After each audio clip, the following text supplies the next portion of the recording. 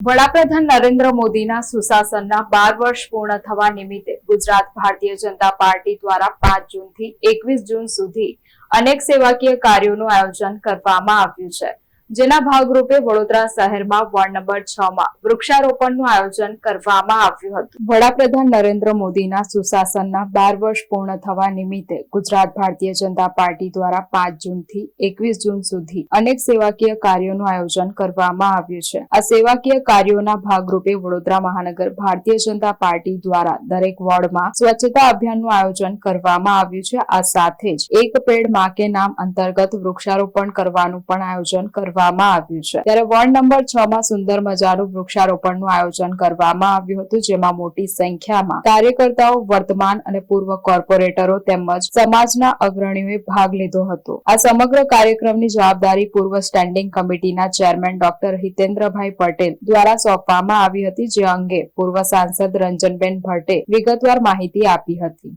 આદરણીય નરેન્દ્રભાઈ મોદીજીના સુશાસનને, પ્રધાનમંત્રીના સુશાસનને 12 વર્ષ પૂર્ણ થયા છે, ત્યારે ગુજરાત ભારતીય જનતા પાર્ટી દ્વારા 5 જૂનથી 21 જૂન સુધી અનેક સેવાકીય કાર્ય કરવાનું આયોજન કર્યું છે। એના ભાગ સ્વરૂપે વડોદરા મહાનગર ભારતીય જનતા પાર્ટી તરફથી પણ દરેક વોર્ડમાં સ્વચ્છતા અભિયાન સાથે સાથે એક પેડ માં કે નામ એટલે કે વૃક્ષારોપણ કરવા માટેનું પણ આયોજન કર્યું છે।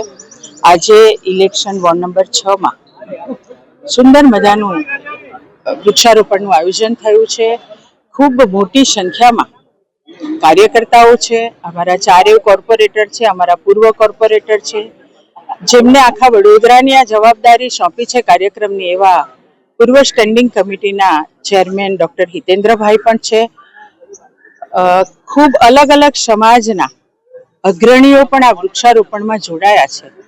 તમામને હું ખૂબ ખૂબ અભિનંદન અને શુભેચ્છા પાઠવું છું કે તેઓ પોતે પણ આદરણીય પ્રધાનમંત્રી શ્રી નરેન્દ્ર મોદીજીના સુશાસનને, વડાપ્રધાન તરીકેના સુશાસનને 12 વર્ષ પૂર્ણ થયા અને એના ભાગ સ્વરૂપે અનેક સેવાકીય કાર્ય માટે જોડાયા છે।